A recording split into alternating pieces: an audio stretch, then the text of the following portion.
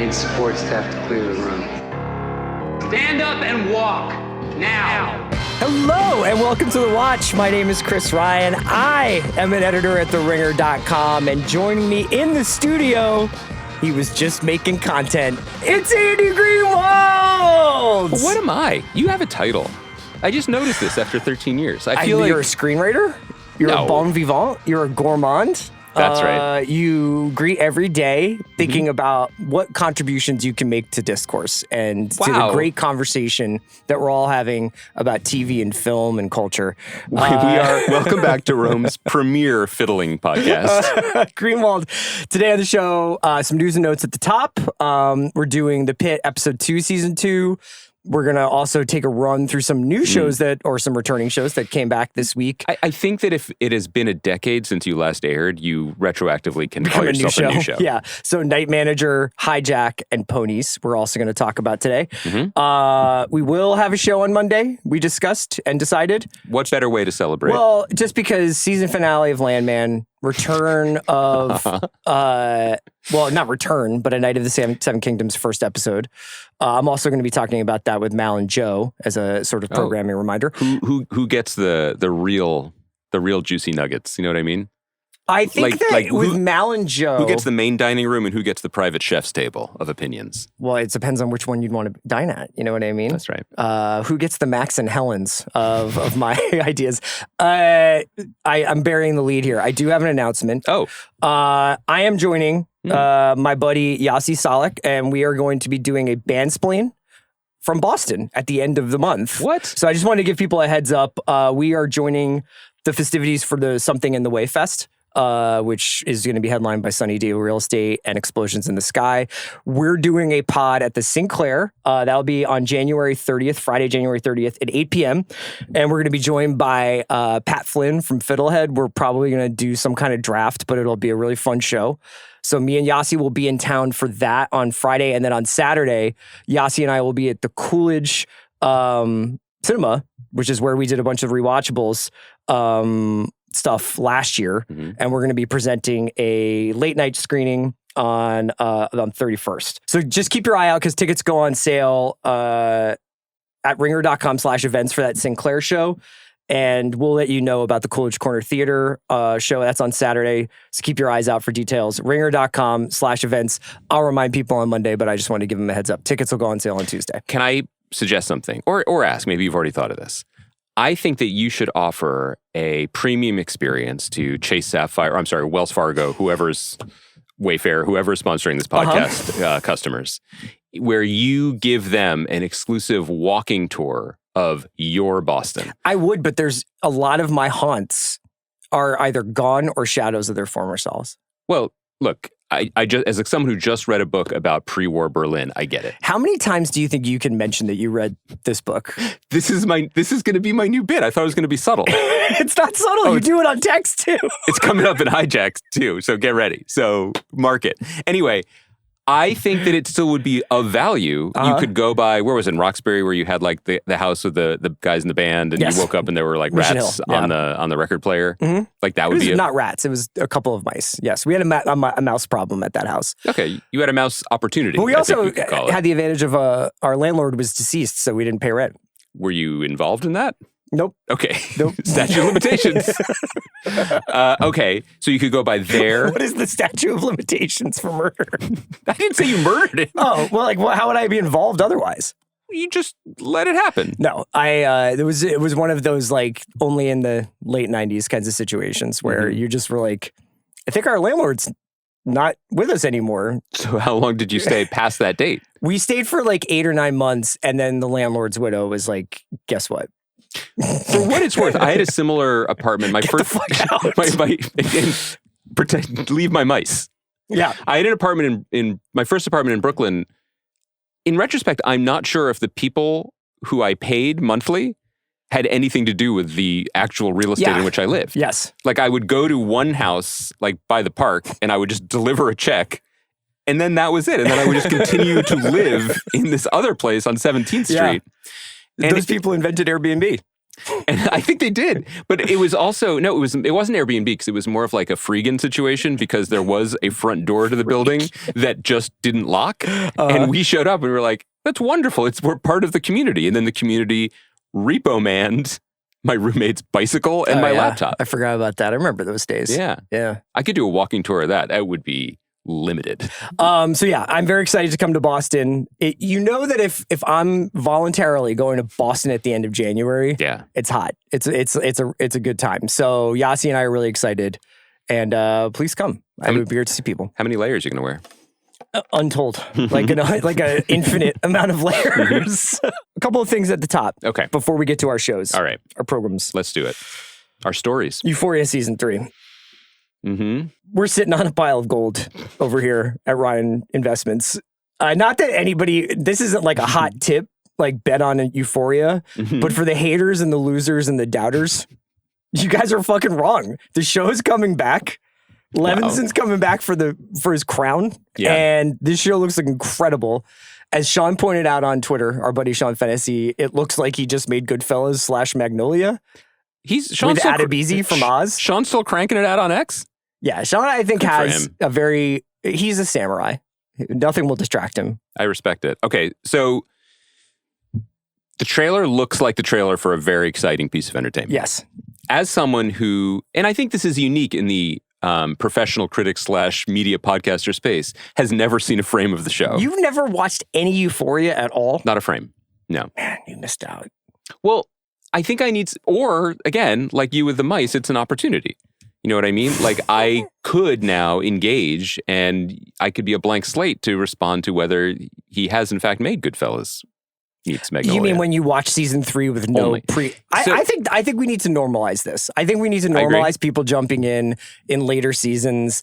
I think that as Hollywood has taken longer and longer to make shows, as movies, franchises have stretched across decades and stuff, I have many people stopping me on the street, tears in their eyes, saying, "Sir, can I watch The Bone Temple if I have not seen 28 months later?" If I previously not prayed in that particular house of worship. Yeah. And I say yes. I say it's okay. I say a lot of these movies, a lot of these shows will do the work to inform you where they're at. I will just tell you, Rue, played by Zendaya, has been in some dire straits. Yeah, so I don't understand. I thought this was a high school show. First of all, it's a dark show. The cast are in their 30s. It's for her plot line. It's about addiction and it's about salvation and it is about her deepening descent into the criminal underworld of Los Angeles. At least that's like happening in season 2. Is the show funny? Yes. Because the trailer had some jokes. Yes. All right. Have you seen the memes of No. Of Sydney Sweeney in the bathroom being like, "Are you saying I look like I'm in Oklahoma?" No. I don't know if I need to reiterate it on this podcast, but I recently read an 800-page book about German history. I don't dwell in these meme worlds. I honestly do feel like we should get a counter going. Can we do a date? I would love that. I would love it. And by the way, I have not yet And I'm going to give you the first dozen times that you've mentioned it the last couple of weeks where you're just like, as somebody who's on page 230 of a post. Well, that was weeks ago because, as I've mentioned, I finished the book. Yeah. And I am unsponsored by the New York Review I have I've been really supportive of this project. You really have. I think that maybe I'm responding to that more than anything else because you were the one who believed in me early when on my holiday vacation sent you a picture of the brick that I had purchased. Do you know what it is? It's, I didn't think you were going to read it. You bought it. I know. You bought it, and I was like, you and we've all done this on vacation. Such a sucker for New York Review of Books editions. And I feel like you are, a compulsive book buyer. I am. Often hitting me up from Romans, from Skylight. What have you heard about this? What have you heard about that? I'm like, brother, we still haven't finished Anna Karenina. I have. I read it 25 years ago. I'm talking about myself. I'm saying my book reading comes from a place of shame from what I haven't done. Oh. And I feel like you're like, I got 4 books going. No, we are back in the age of empire. I am expanding. I walk in to Skylight and I'm like looking at Greenland. You know what I mean? I'm like, I could take this. This is great for me. So, but when you said that you had read like 230 pages off the rip, I was like, this kid's going to finish. It's going to be amazing. I also did anticipate that the price of you finishing this book would be was you this. mercilessly bringing it up in every opportunity, be it Euphoria, be it my live show in Austin, Yossi, whatever the case may be. Yeah, well, this is going to be a really, really fun episode. So you'll go on the Euphoria journey with me, sight unseen, just like blind. I think it's a good experiment. I'm interested. Can you go through? I don't have access to it, but I mean, I don't have it called up. But I feel like there was also a lot of new additions to the cast this season. I mean, Sharon Stone's supposed to be in it. She was not in the trailer, as far as I remember, and I think Sharon Stone's in it. And I don't know if there's other people. Maybe Kaya can Google that for us. That there was like an announcement a few months ago of like Natasha Lyonne or something. Oh, okay. And the vibe I got, and this is not a ding. This makes me interested. I was getting major Gwyneth Paltrow. Oh, I wasn't in that movie vibes when she was talking about Spider-Man. Yeah. Like, I don't know. Look, run and gun, like kind of, Sam Levinson style of like, we don't know if we're making a TV show or not. Like, that's interesting that this cast may or may not know that they are in this season of television. Yeah, I think he also shot, it sounds like from the Jacob Elordi, Sydney Sweeney press tour that they've done for their respective films that have come out recently, that there's a little bit of mystery even for the performers about like how their stuff that they shot necessarily fits in with a larger whole. I'll tell you, the reason I have tickets for this show for me entirely is Zendaya. She's so great. fucking good on this show, and the Rue character is great. I'm still sad that they did not do the proposed Rue becomes a private detective in Los Angeles. That was the season. rumor, right? Yeah, I mean, I don't know if that was ever even real, but that's kind of awesome. That was kind of sick. But I'm really impressed that I mean, when you think about how complicated the scheduling alone must be for those 3 stars, that's impressive. Oh, right, here it is. What if I started dapping up shows for great scheduling? Nice job, guys. It would be amazing. This is a sign of like how inside we've become. That's a Golden Globe within the next 2 or 3 years, for sure. Like the Line Producer of the Year award for making this shit work. Yeah. So here's some of the announced cast. Danielle Deadweiler, who we love, nice. Station 11. The great Eli Roth, always prefer him in front of the camera than behind it. Natasha Lyonne, Sam Trammell, Kwame Patterson, Homer Gear, Young Gear. Oh, Richard Gere's son? Mm-hmm. Okay. Yeah. I guess it wasn't as starry as I expected, and no one's asking Homer Gear if will return in Doomsday. Oh, yeah. I'm Andy, not familiar with her work, but... She's a YouTuber. Yeah, no, I mean, I'm broadly aware of what she does, but I can't say that I've consumed a lot of it. Oh, no, here's more. Okay, here's the other ones. Ready for this list? Yeah. I think you're going to like this list. You mentioned our man out of BC, Sharon Stone, Rosalia, Marshawn Lynch, Daryl Brick Gibson, shout out the Brick Gibson family, Kadeem Hardison, and then a bunch of other people who are probably YouTubers. Okay. Look, I'm ready. I have proven I appreciate my willingness to watch things that you want me to watch on this show. And just so it's clear for the record, I do not have any like personal animus against the show. The show premiered during my Albuquerque black hole, which sounds like what Rue is living in. She's definitely in that. In the show. And if things that happened in that like late 2018, 2019 zone, I was It looks like them. the season seems to be setting itself up as Rue needs to like basically her past catches up with her. She, at the end of season 2, had gotten into some serious trouble with some drug dealers. There's a lot of Rue on the run stuff, her trying to get clean.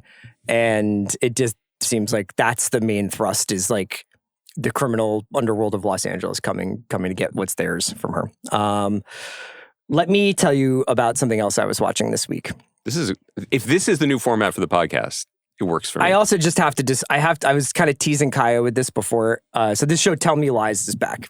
Yeah, which I feel like you slipped a little bit. You didn't mention that when we were previewing the year. Forgot. And I didn't mention my Tell Me Lies, Drops of God, returning. Did you check it out yet? No, but I completely... Okay. I forgot Drops of God was coming back too. There's next week. There's too much television right now. Please, tell me yours. So Tell Me Lies is in its 3rd season.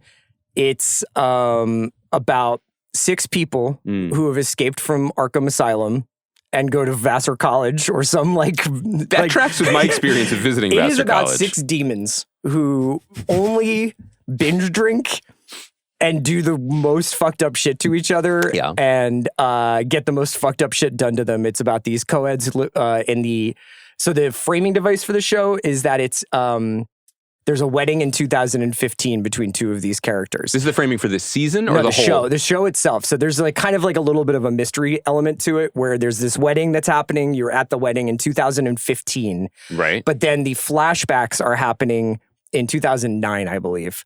2008, 2009 at some place that seems like Bard or Vassar. The present day is 2015. Yeah. Is there a lot of chatter about like what Bill Simmons will do next? Like, is that how we know? That's right. Is that how we know what year it is? That's right. I can't believe he spoke truth to power about Ray Rice. I'm just wondering. No. Okay, so I'm just setting it up. And there's these six characters in this college, and there's all this like, oh my God, this car accident, oh my God, this overdose or whatever. There's a lot of like trauma. But the main thrust of the show is this central relationship between a character named Steven and a character named Lucy. Okay. Steven is Hannibal Lecter. Like, he is the most evil person of all time. And I'm going to tell you something that he does in the third season just to get your reaction. Okay, this is fun. Without giving too much away about our youth, I think you'll get it. Okay. So one night at a college bar, this is a spoiler for something that happens in the first 3 episodes. And these are the same actors playing themselves with a 6-year difference. Yeah. Okay. They're juniors and seniors in college in the 2009. You can do that between 22 and 28. Yeah. There's nothing where you're like, what the fuck? So this guy, Steven, he's out with his girlfriend, Lucy, their friends, Evan, Bree, Pippa, Wrigley. They're hanging out. These are some white folks. No, there's okay. And they are at a college bar. They're drinking and they decide they're going to do Molly. They're going to do MDMA because there's a girl named Molly there who is on Molly. Oh, that's cute. And she's like she's having a great time and they're like, we should do this. So they go and buy drugs from a grad student who also turns out to be Bree's old foster home brother. Oh boy. Yeah, there's a ton of stuff going on there. But high achieving household though. His whole reason for living is to psychologically terrorize Lucy. It's just but they're dating. Yeah, on and off. Like they've cheated on each other. He's with this girl Diana for a while, but they're like they more or less his job is psychological warfare. Okay. They all buy ecstasy. They're all going to do it. Steven fucking pockets his. No. Just as everybody takes their pills, he goes like, oh yeah, and then he puts it in his pocket.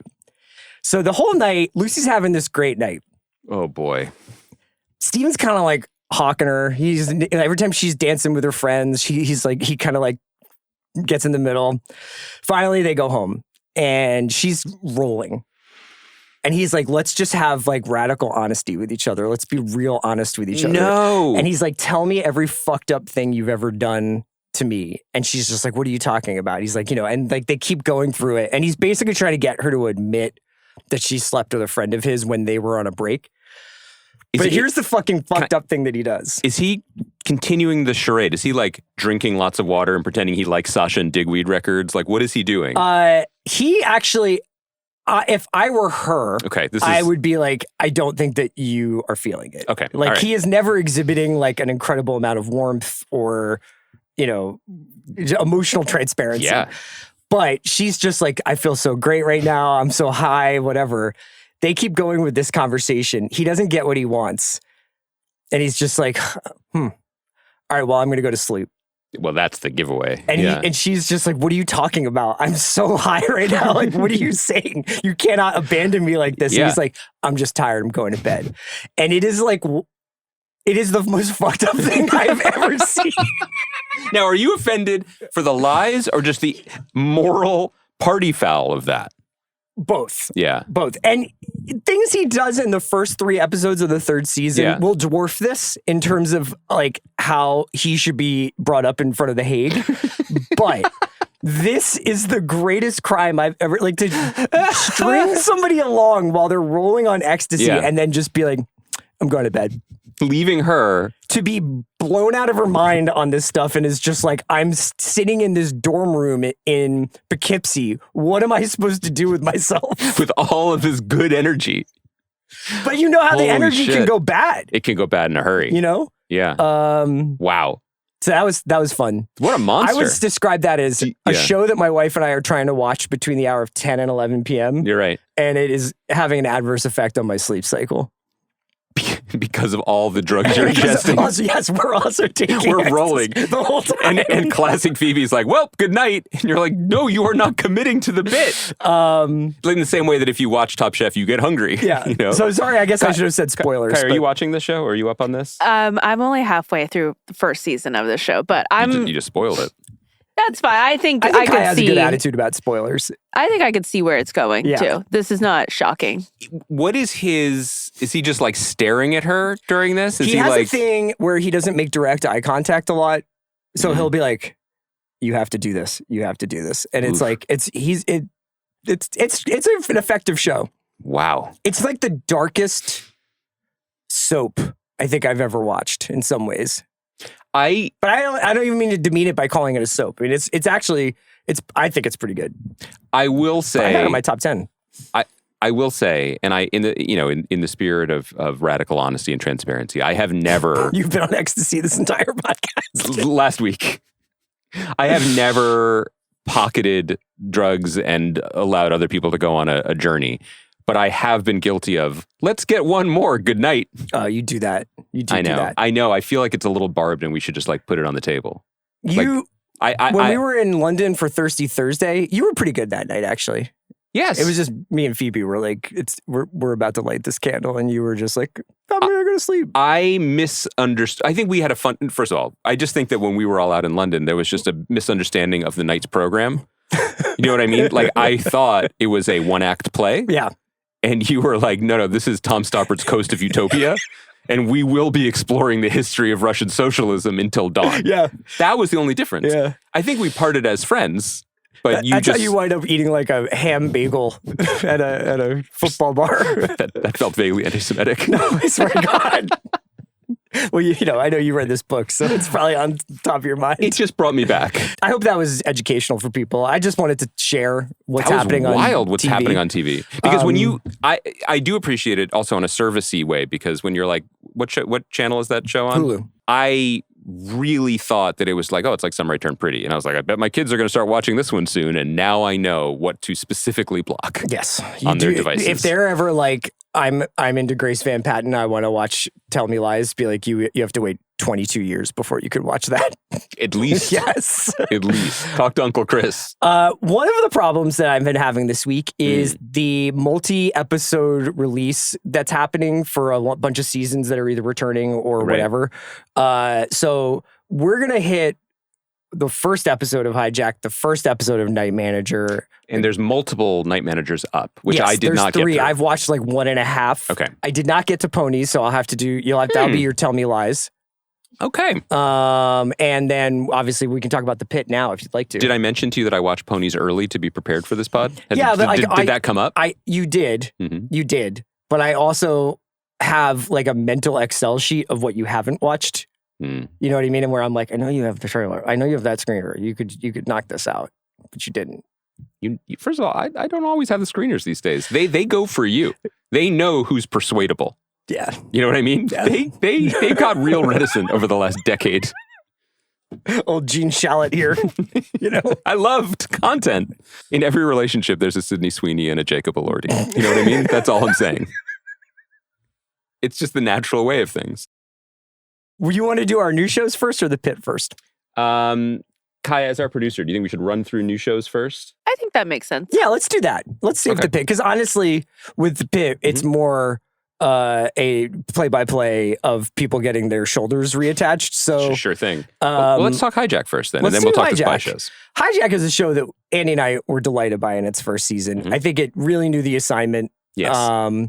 Idris Elba is one of the most compulsively watchable actors we have.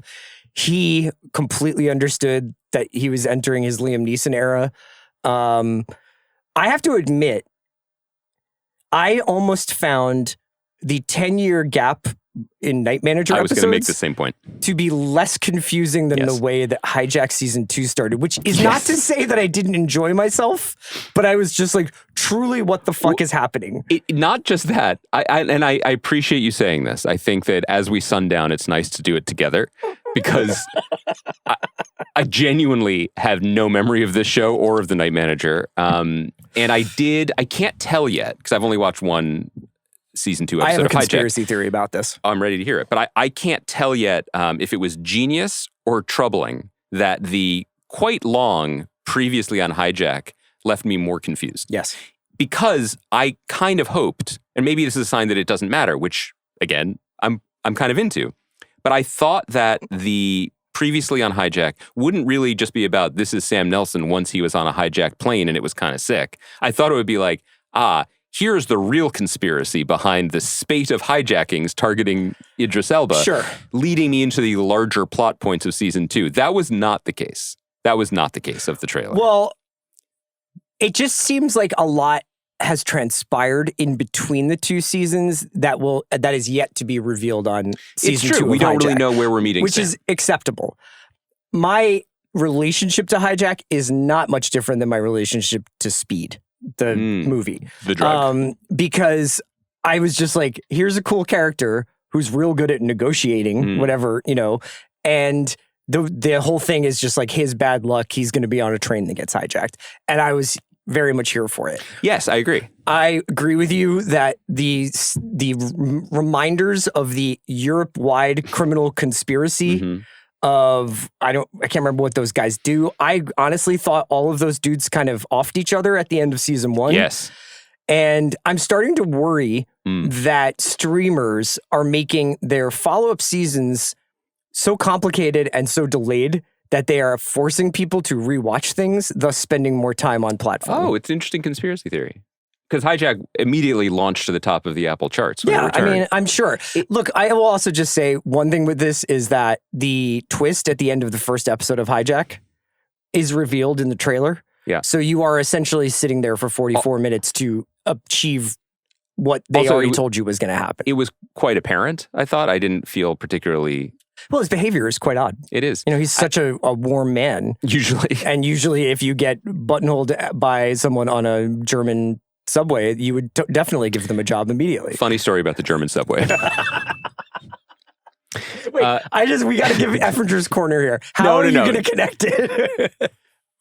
I'm just saying it was remarkable. And I was just thinking of how poor Lottie Effinger would think about her beloved Berlin, seeing how transformed it is, but also about the preponderance of English. Sure. Yeah, I do find that, I think that English is permeated a lot. For sure. Yeah. Way more than like when I was like first in Europe in the late 90s and it was like, and once you got out of London, you're on your own. Not London, but like once you got out of England and Ireland. And our listeners who have traveled to honestly the last remaining bastion of Western democracy recently could tell us, like on the U-Bahn, do they just lead with English announcements at this point? Or do they do both? But because they seem to only showcase the English announcements on this show.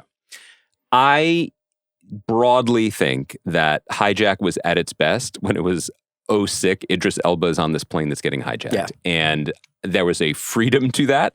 And I don't really care too much about the larger conspiracy. And I find it quite opaque, in fact, leading into the season. It's been one episode. I'm sure they will hold our hand and bring us into this. Marth from Dark, our beloved Dark on Netflix. You could say Martha. We're American.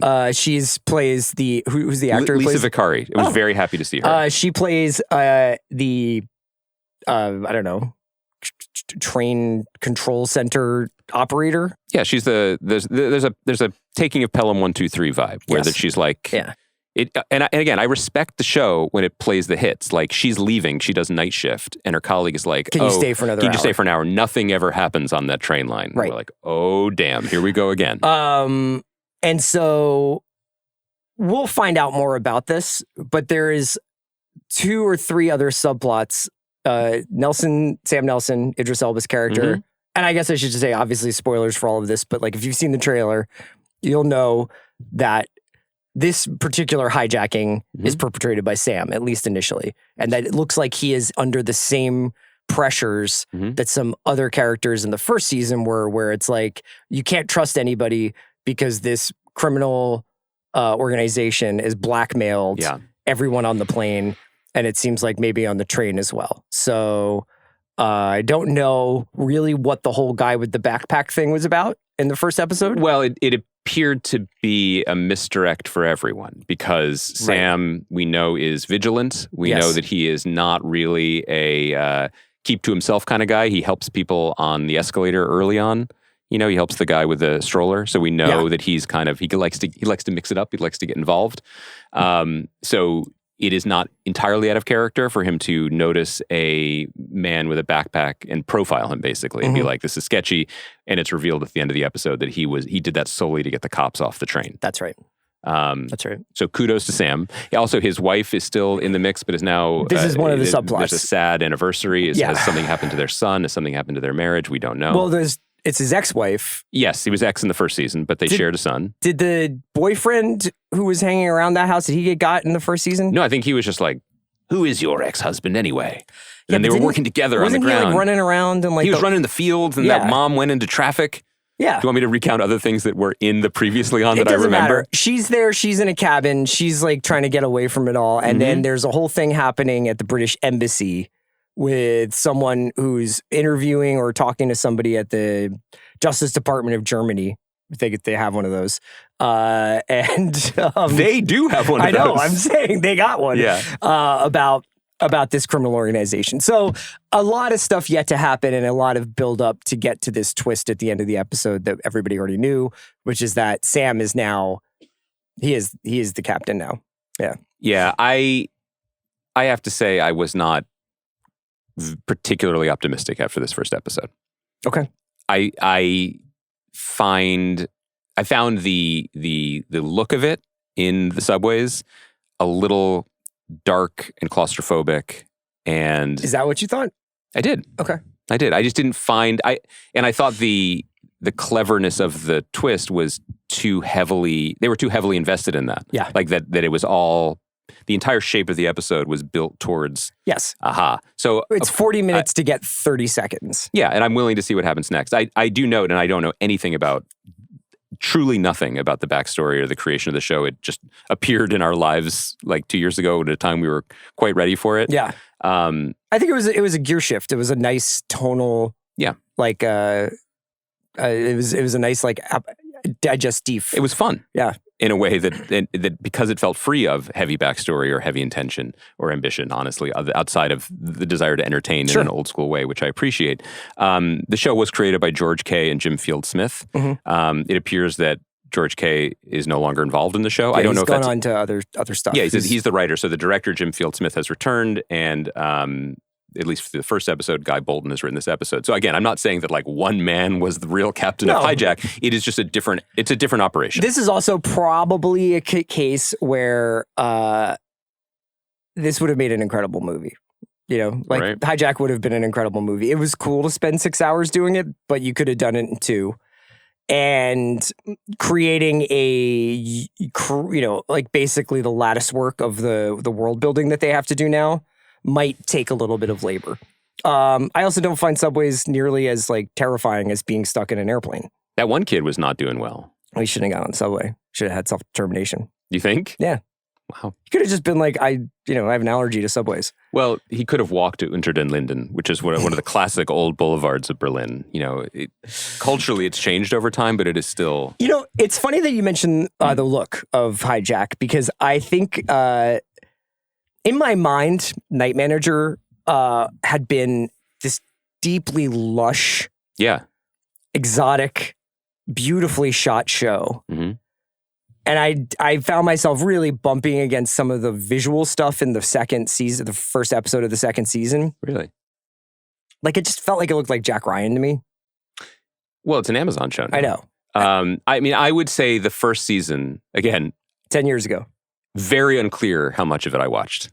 And I'm not bragging. Like, I'm a little concerned. You remember, like, Elizabeth Debicki is on it. Yes. Yeah. And I remembered that much like Burn Notice was a show about sunglasses, Night Manager Season 1 was a show about linen shirts. Yeah, for some of it. Yeah. For quite a bit of it. Yeah. So you felt...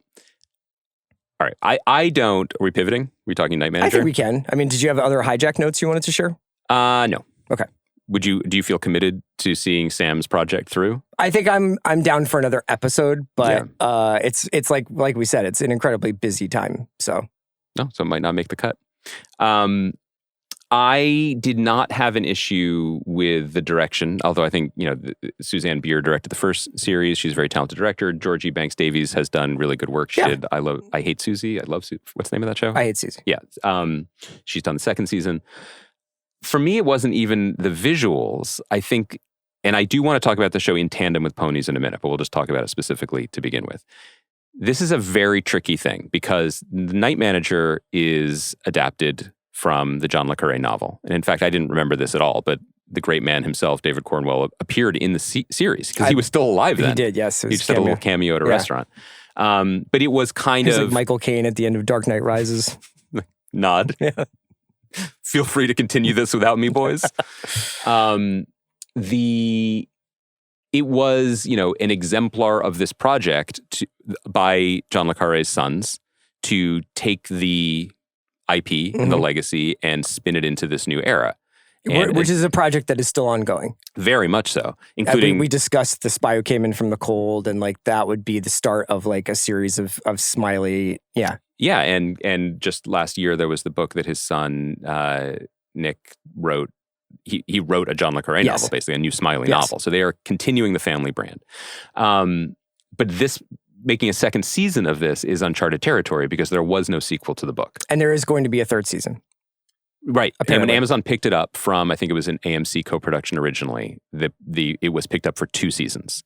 And visually, I think what you're saying about the show visually is just generally what I felt about the show in general, which is it's not just you're not your father's John le Carré. It's not just not our John le Carré. I don't think it's really John le Carré.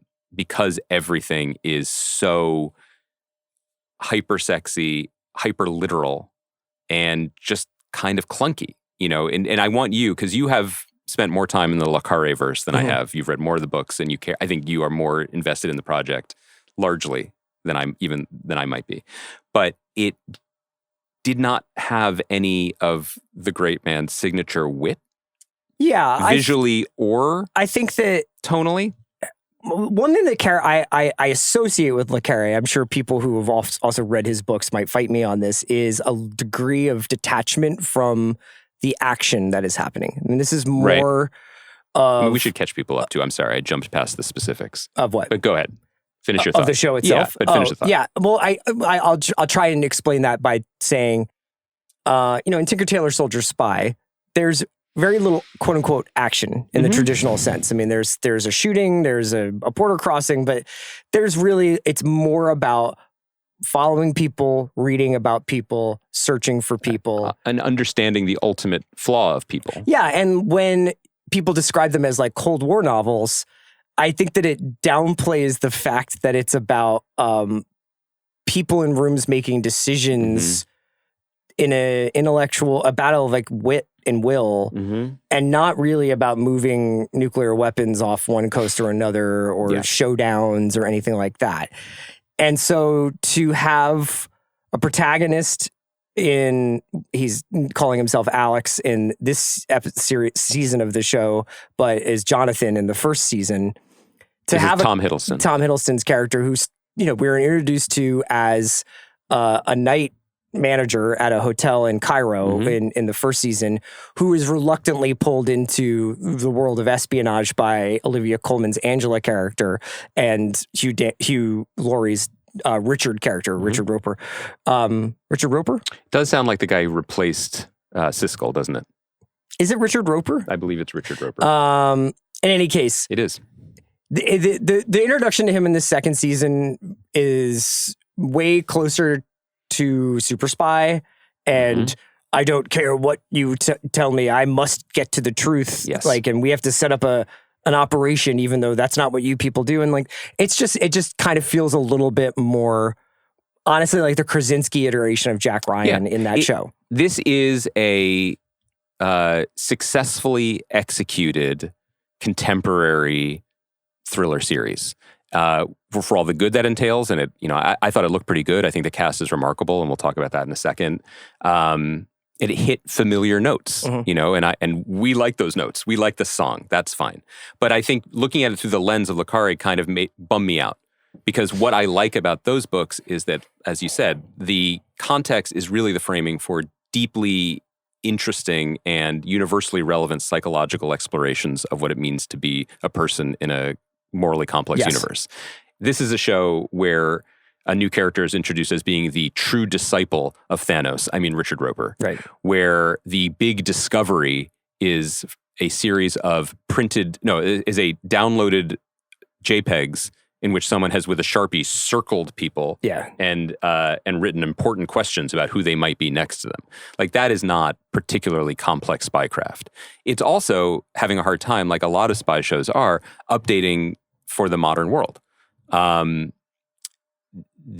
of the fun things about the Le Carre spycraft, Cold War spycraft that we love is a world of personal relationships and dead drops and, analog spycraft. Spycraft. This is a lot of surveillance and a lot of we have a microphone that can listen across the park. And we have, his job is no longer, he is a night manager now for all of London's night, where he has access to CCTV cameras seemingly everywhere to follow all bad guys, which, not to bring it up again, but one of the reasons why I think we were shouting out Oliver Harris's spy novels last fall is because he seems to be, he is the true disciple of John Le Carre in the sense that he's like, okay, in a world where you can do deep fakes of everyone and you can have a fire hose of all data, what does it mean to be a spy? Whereas this is just like, we're still doing it in the kind of politesse, like the, version of the past, but like now we have microphones that can record anything and you can clean up dog barking to hear people confess their crimes. Sure. That was kind of a bummer to me. And also just like the natural drift in contemporary television to be like, well, it's going to end with a big fucking explosion. Yeah. So this season seems like it's going to center around Colombia and illegal arms shipments to Colombia. Which I didn't remember. Apparently, the Latin America played a bigger role in the book The Night Manager, and that was transposed to the Middle East. So in a way, they are reclaiming some of the original. That's smart adaptation. And I will also say Diego Calva, quite good in Babylon. I haven't seen him since then in anything that I remember, and has definitely an edge to him in this second season. So I think as the show maybe centers him a little bit more, it'll get on track. Camilla Marone's also really good, and she was fantastic in Daisy Jones and the Six. She was. And she is in this season.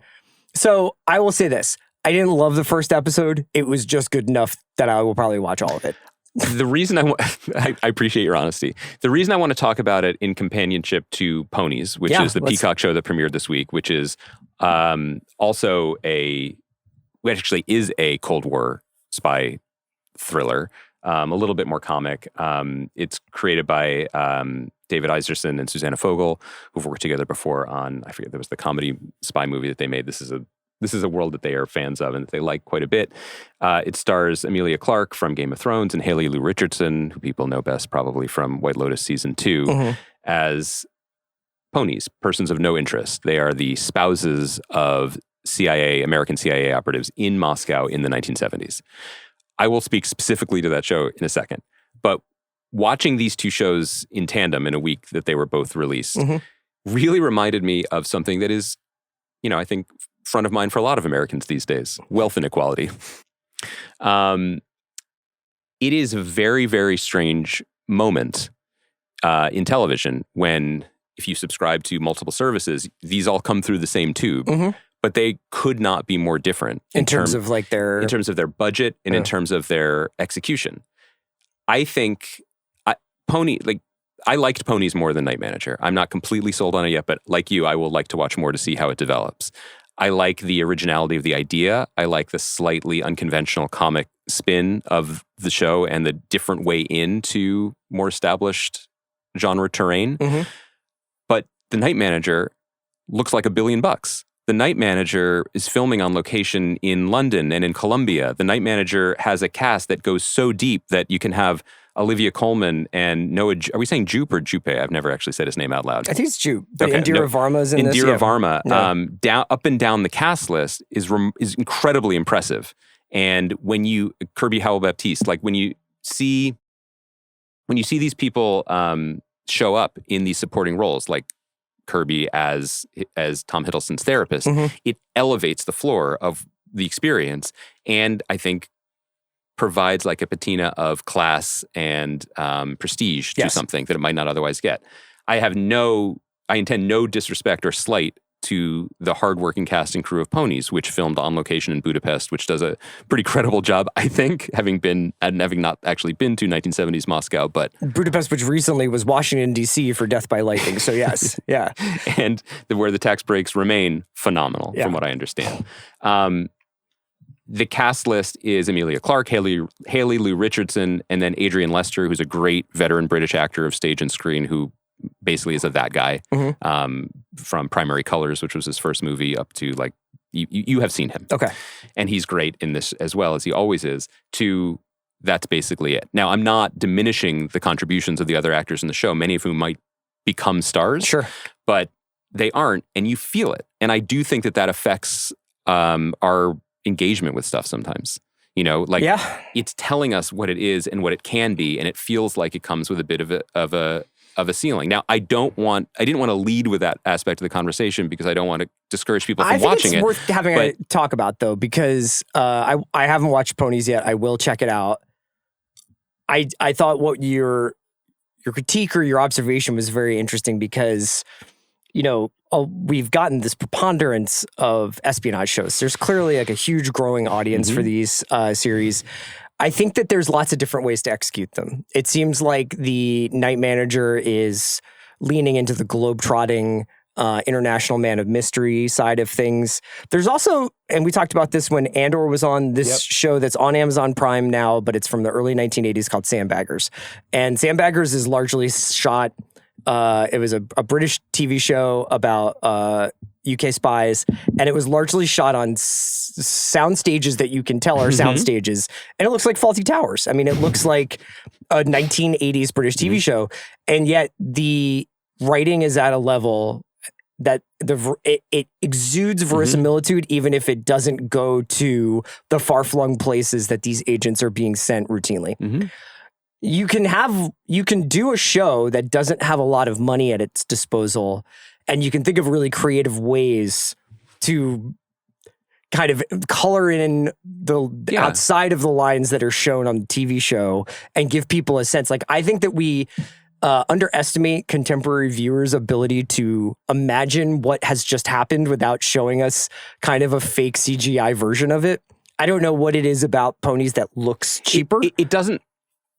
Well, I mean, you'll watch it and report back. I think that I'm not saying that Ponies would be improved by access to the same budget as Night Manager. I'm saying it was an interesting exercise to watch them both in roughly the same time period and track my reactions to them. Now, I do think, again, not speaking to the specific development paths of either of these projects, because I don't know them, but one of the challenges of this era, I think, is, you know, beautiful ideas springing from the minds of writers and producers. They are free, they are unfettered, they are fully realized when they exist only on the page. And then they are taken to market and they are offered to, you know, the dwindling number of buyers left in this town. The version of that beautiful idea that is ultimately, you know, dreams come true and it is executed on Paramount Plus is different than if it is executed on AMC or on Starz. That isn't new information, but as all of these people are still at least pretending to compete with each other, when in fact they actually can't, the arms race has been decided, and Apple, Amazon, and Netflix won, with HBO's, you know, still trying to punch above its weight here, or just ultimately becoming Netflix at this point. It's tricky, and I think that, like, if I could speak from personal, I try not to do this too often, but like when I think about my experience running Briar Patch, like the biggest mistake that and there were many, but the biggest mistake that I think... just so we are clear, this is before you read Effingers. I would have reimagined the entire piece as a decades-long exploration of a single Jewish family. Yes. So that's mistake 1A. But mistake 1B for sure was inexperience in terms of I had wonderful development partners and network partners who were encouraging me to think big, make the biggest show you can. And one of the big thoughts that I had was a certain episode would be an all-out military assault on a mansion, on a compound. In fiction, it was Albuquerque, but it was in Texas. And I loved the fun we were having writing an action movie for that episode. And it actually took way too long for the rubber to meet the road of, we actually have the same budget as, like, not even like Suits, of like Royal Pains, you know, like Blue Skies era stuff. And I worked with a brilliant crew who did their best, but it starts getting chipped away. Like, well, instead of like a whole crew of people, like trying to climb a wall with grappling hooks, what if we just built 1 3-foot wall and put one guy over it? Yeah. And you're like, okay. The whole episode would have been better if it had been written from the perspective of the people inside the house while things are exploding. Yes. So it's a play, not a blockbuster film. That's the kind of decision making that has to happen at the beginning. And I think that would have resulted in a better episode of television than if you have like, we're going to make the most, mind expanding, globe trotting spy series, but we're going to have to do it on this soundstage in Budapest. Now, Ponies doesn't deserve this to be its logline or its review from this podcast. It is vibrant, it is fun, it is irreverent, and it is not trying to be Jack Ryan. Yeah. And I respect the hell out of that. And once the premise of the pilot is dispatched with, which is these two mismatched women both suffer a loss and then decide to solve the crime themselves within the cover of the State Department and the CIA, and there's a guy playing George Bush who was the head of the CIA in the 70s. Yeah. So it's a little winking, a little tongue-in-cheek. You're off to the races, and I'm really curious to see the people behind this show, see like what story they want to tell with it. Yes. It's a premise pilot through and through. So it's not a fair argument for that, but one thing that we all have to think about in this industry, including executives, is like it's all being shoved into the same trough, and how are we receiving it? I'll give you another example of kind of what you're talking about is the upcoming Night of the Seven Kingdoms on HBO. Coming this Sunday. Which, there's a big George R. R. Martin interview in Hollywood Reporter today where he speaks about his, frankly, the non-existent relationship that he has with Ryan Condal, who's running House of the Dragon. And he talks a little bit about the development process of Seven Kingdoms and how HBO came to him looking for something that wouldn't cost $20 million an episode to make. And I'm not going to give away anything about the series or about the episodes other than to say I think this show is fantastic and I love it. And it's largely set in a field. One like sort of discrete area. And it's rather than go wide, they go deep, which is, for as many locations as I think early Thrones had, it was still more about what was happening in front of the camera and not the sort of scope of the camera. Yeah. And obviously that show is always going to have to grapple with dragons and armies and, But it didn't start there. It didn't start there. I think there's a lot to be learned from this. And I think it's a good lesson to think about these things from a creative standpoint rather than a restrictive budgetary standpoint and be like, okay, like look realistically, what can we do here that is not going to like go fully into the red, but is the best thing for this show, given how much money we have to spend on it? Because I think, honestly, those restrictions, I would rather see something that felt like a little bit, like you're saying, like you'd rather have the assault taking place from the perspective of the people being assaulted inside the house and do a lot of stuff with sound and light maybe, than not get the military assault that you kind of were hoping for. You can tell, like, there's a reason why Taylor Sheridan has access to all the actual like Black Hawk helicopters, not currently. Yeah, but I mean, it sounds like Paramount's asking him to bring the budget down too. Yeah. And I think that I'm very curious to see the next season of Lioness and to see how many helicopter assaults they have. Well, I don't think they need them because the real battleground in America is on college campuses. And at least Taylor has reminded us of that. But yeah, like it's also this larger point that I was trying to articulate is also a reason why, and I'm 100% realize that I'm the guy in the hot dog suit wondering who's telling you to do this. Yeah. It is worth watching past the pilot of a lot of these shows because pilots are created in one iteration of a creative existence, and often series are written in another. Well, that's why I think I'm going to continue with both Night Manager and Hijack to see if those first episodes felt like they were doing a lot of like, remember last season, or this show's different now, you better get ready. So I'm excited for checking out the next episodes, and I will check out Ponies. Let's talk about a show that we have far fewer reservations about, which is The Pitt. This was the 8 a.m. hour. And my wife asked me this. Did we ask Casey Bloys when he was last on this show whether The Pitt was going to continue to be as gross as it has been in the past? So, no. Did he talk about this? What was interesting? She's like, I thought Casey Bloys said that this show wouldn't be so fucking gross. First of all, it sounds like she did not want this particular visit to the Bone Temple. It was actually the arm that bothered her. No, there was a bone there too. And the maggots. I see. So the boner temple was okay. Honestly, she was like, "This is pretty funny." It was more the other stuff. Let's talk about that. We again couldn't be us, but sometimes I do think that we become quite entranced with our own narratives. And okay, let me rephrase. I often become very enamored of my own narratives. And like Paul Effinger, just blindly trusting in the good faith of the German people, he just figured they would work it out. And surely he would be able to keep the factory, even as the National Socialists rose to power in the 1930s. I, multiple times last year, just pulled out the old chestnut of, we misunderstood the Pitt's project. That we thought with our crude lizard brains that it would really just be like ER, but NC-17 ER, and it would be more gnarly because that's what they can do on HBO. And cliffhangers, but you could start the next one. And it did that, but in my memory of the first season, like the quiet heroism of the characters and the depth of the characters themselves just quickly became the story. Mm-hmm. And while there were occasional detours into grosser parts of the anatomy, like it really was building a different sort of show, and it didn't need that. And I think we were both like, the parlor tricks of early The Pitt can be disposed of. That was not the case with this episode. So I guess it was maybe a necessary corrective that it was going to continue its commitment to both. Yeah, this did feel more extreme than the last few run of episodes going back to the previous season. I will say that I have found there to be a heightened sense of humor in this season. There has been more banter.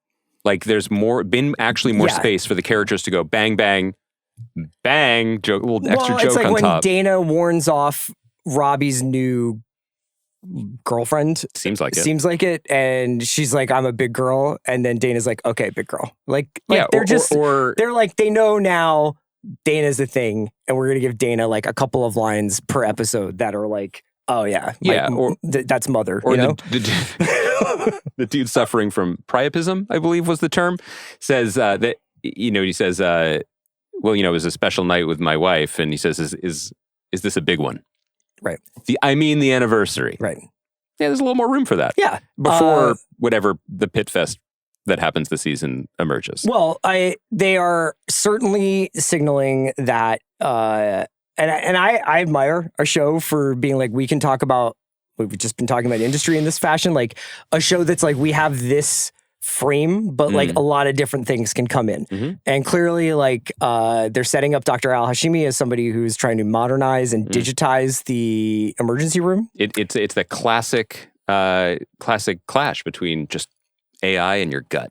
Yeah. These machines know better It's come up than a couple us. of times. Mm-hmm. Instinct and gut versus having our computer overlords take over and accidentally prescribe the wrong medication. It's actually an interesting capsule of like how we approach this podcast. Well, and the trailer suggests that this season will feature a computer blackout, which I think will test. You've really been studying the trailers. I thought usually you're like, I'm good. I don't need the trailers. I guess I just saw a Pitt trailer. I don't know. I mean, I don't know what to tell you.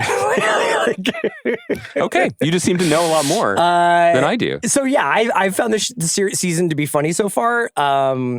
I think that the story device of this is Robbie's last day for a while is good because it kind of gives his character a little bit of senioritis. Not that he's taking any time off of the intensity of his work, but that he is kind of like, yes, you can follow me and maybe, you guys just settle this among yourselves. What do you think of the new recruits as they get more and more screen time? I just want one last note about the visual stuff. Oh yeah, sure. I have never been as certain of anything in my many, many years on this earth as I was that there would be maggots under that cast. Well, whatever it was going to be, I was like, it can't be mice again. After your experience in Roxbury in 1998? No, because the guy had rats in his overcoat last year. Yeah.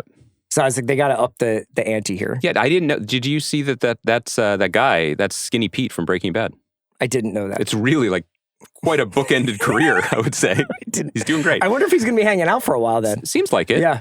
The new recruits, and it's also the guy from House of Cards who's like, yes, that's who that guy is. I am going to be your Stephen Miller, right?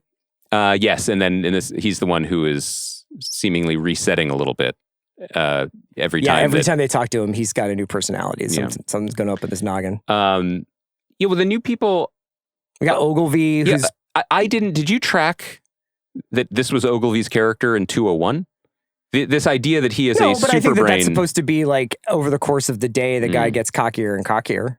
Well, the prescription is. And I don't know what's going on with Joy and why she's like looking at her phone and kind of grossed out by medicine. And well, that reminds me of my children. So that is not actually that. Yeah, but I don't want your children operating on me. Fair. I feel like Ogilvy's got a prescription for some comeuppance. Yeah.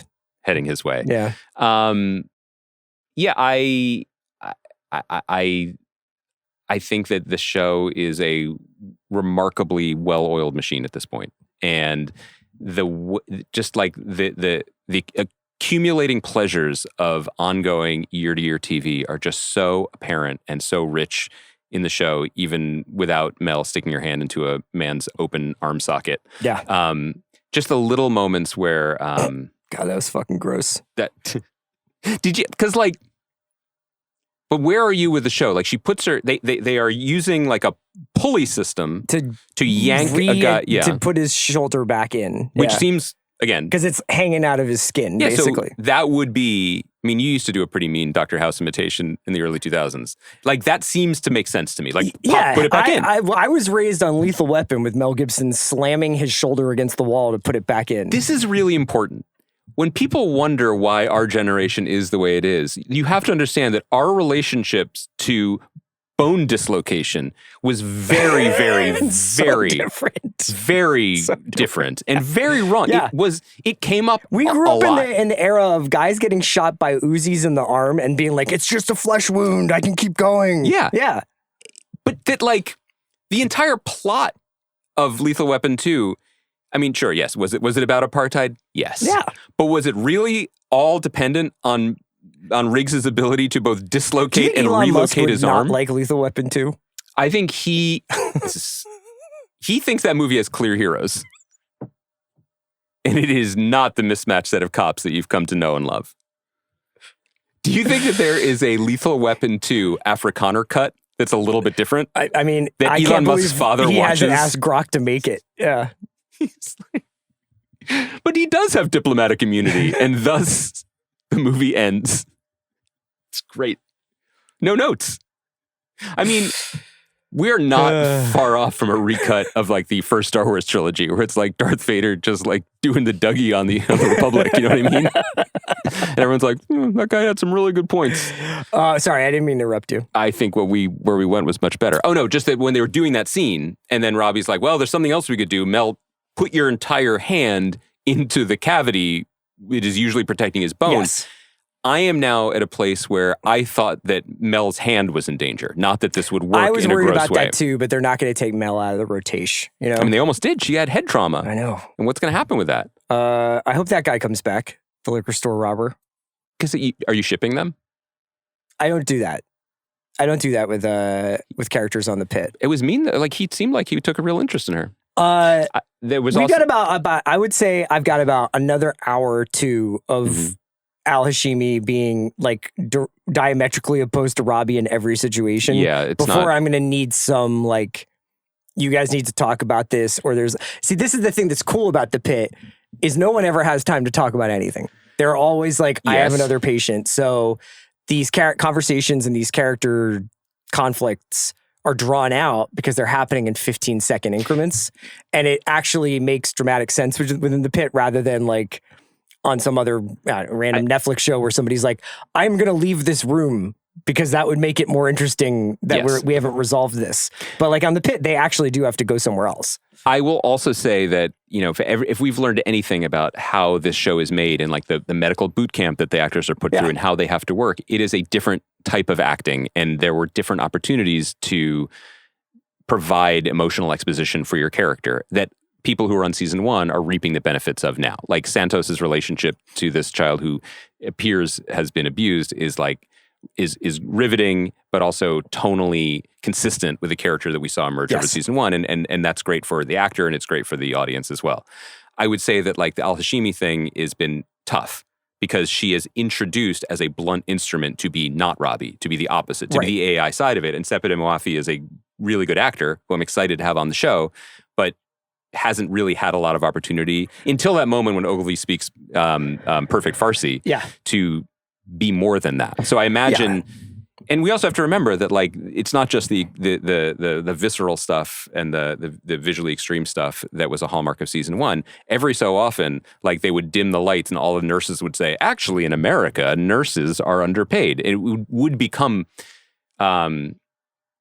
clunky in a way that they've shed some of that stuff. Yeah, like, but it's still in the DNA of the show. Yeah. And that's okay, especially considering where it's building the to. show's still great, obviously, and you know, like it's just these first 2 episodes have been. I think I felt in the second episode what you felt in the first one, which was I'm waiting for something insane to happen, and that didn't happen until like episode 5 or 6 last season.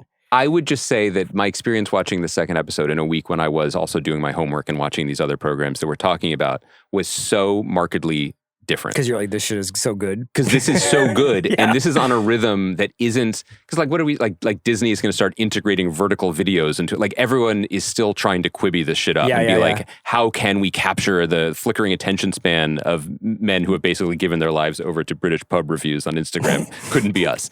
But Pitt. I can never tell whether you're addressing me or talking about yourself. That's the beauty of us. Which one is which? Yeah. It's kind of both of us. Yeah.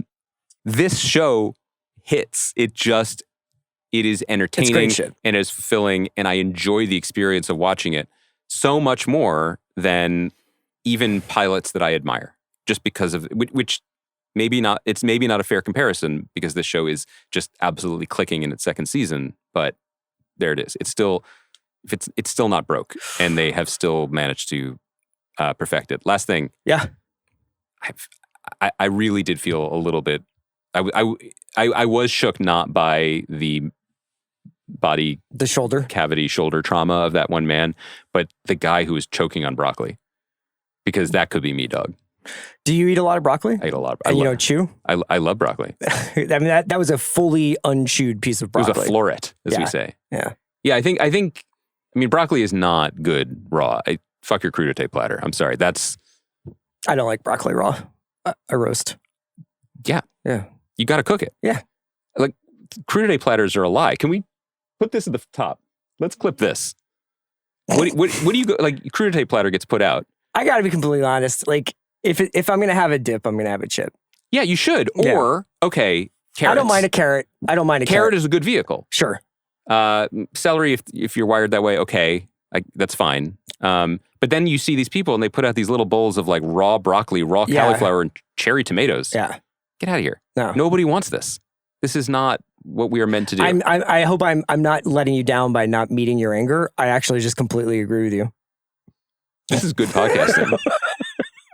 It's like, do you ever have that? You know what I mean? Like, we're just like, I'm in total agreement. Yeah. Often. I mean, my algorithm is just providing me with soup content. So much positive feedback. Oh, no. Those are the comments. Not that. We can wrap it up. You think? Any other Pitt notes? You asked me about a casting decision. Oh, I was just curious about, I forget the name of the woman, the social worker from season 1. Kiara. She's not there. She's not there today, which is another incredible thing that the show can do. Yeah. If they want to move on from cast, or if cast isn't available, they'll be like, oh, she doesn't work Tuesdays. She comes in later today. Yeah. Just elite shit. Yeah. I was curious about the guy that they brought in as the social worker. Yeah. He kind of has Bonaducci vibes. Well, he also has, I actually do this for a living, and they've brought me into the show. That was my take. Not to take away from his acting, which is fine. But I couldn't. But I was almost like, is this actually like a therapist? That is 1,000,000% what I thought. Yeah. And I would love to know the answer to it. Because I'm sure it's available. Yeah. I don't have that. Verizon blackout, dog. I don't know. Sorry. Did you get blacked out yesterday? No, I'm not a... Phoebe did. She was really mad. Did she think that this was a dry run for shutting down the country? I did not share that theory with her. You know why I know that's nonsense? Because you had Verizon and you were looking at Twitter all day. No. Because they do that in countries where people didn't vote for that. You know what I mean? This was all pretty predictable. So they're not shutting it down. I'm curious if that guy is like a real social worker or why, because his but they haven't addressed vibe Dr. Collins' took me a little bit out. absence. They haven't addressed. I don't think they're good. She's still on Do Not Disturb mode. I don't think they're going to address that. They will probably mention it at some point. Do you want put a little poly market on that? I still don't understand how that works. I don't either. I think it's bad for the world. Thanks to Kaya. Thanks to you. Kaya, do you lean in as you can feel us rounding third to be like, it's probably going to get weird here and we can harvest something? Yeah, that's where I got the Eagles clip from. That's right. That was Eagles nice. After Dark. Do you want to do any Eagles After Dark before we go? No, because I think Shields like, there goes a whole episode for Philly Special. Like, I feel like we should save it for him. Okay. Also, not much has happened. We are going to be here on Monday, if that's okay with you, because Landman concludes its second You keep season. saying that first. I don't think that's the reason. I'm just putting it there because it is the last episode of Landman. And what better way to mark Martin Luther King Day? So you would rather have spent 2 months talking about it and then not address the finale? I think that my reasoning for doing a show on a federal holiday is that Industry season episode 2 and Night of the Seven Kingdoms. Sorry, I just want to give the people what they want. And the people want to spend their vacation hearing me. It's not a vacation. It's a day off. It's just one day. I can make a vacation out of it. I won't now because I got to go to Texas. Okay, Landman, Industry episode 2, Night of the Seven Kingdoms episode 1. Thanks to Kaya. Thanks to Kai. Thanks to you. Thank you. Shout out the Effingers. That's a ding for Chris. See you guys Monday.